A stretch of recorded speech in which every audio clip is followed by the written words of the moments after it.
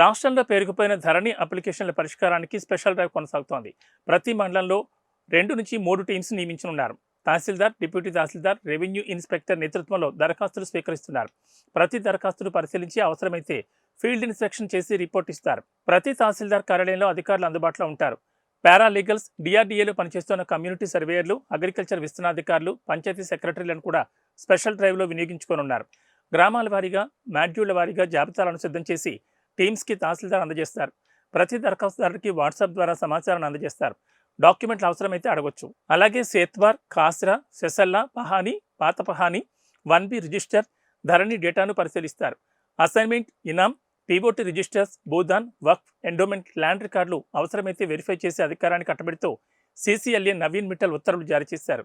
అవసరమైతే field visit చేస్తారు. స్థానిక విచారణ చేసి వాస్తవాలు తెలుసుకునేందుకు అవకాశం ఇచ్చారు. ఫీల్డ్ విచారణ పూర్తయిన తర్వాత అప్లికేషన్లపై రిపోర్ట్ సమర్పిస్తారు. అవి ఆమోదించవచ్చు లేదా తిరస్కరించవచ్చు. ప్రతి రిపోర్ట్ తప్పనిసరిగా అప్రూవల్ ఇచ్చి అథారిటీకి పంపిస్తారు.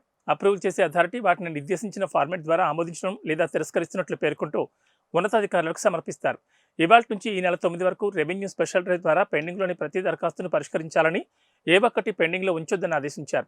ప్రభుత్వ భూములను తప్పనిసరిగా పరిరక్షించే విధంగానే డ్రైవ్ ఉండాలన్నారు. తహసీల్దార్లు, ఆర్డీఓల ద్వారా కలెక్టర్లను ప్రతిరోజు మానిటరింగ్ చేయాలని మార్గనిర్దేశం చేశారు. అయితే స్పెషల్ డ్రైవ్ ప్రోగ్రాం పూర్తిగా ధరణి కమిటీ డిజైన్ చేయడం గమనార్హం. రైతులను ఇబ్బందులు గురి చేయకుండా పూర్తి చేయాలని మార్గనిర్దేశాల్లో ప్రత్యేకంగా ప్రస్తావించారు.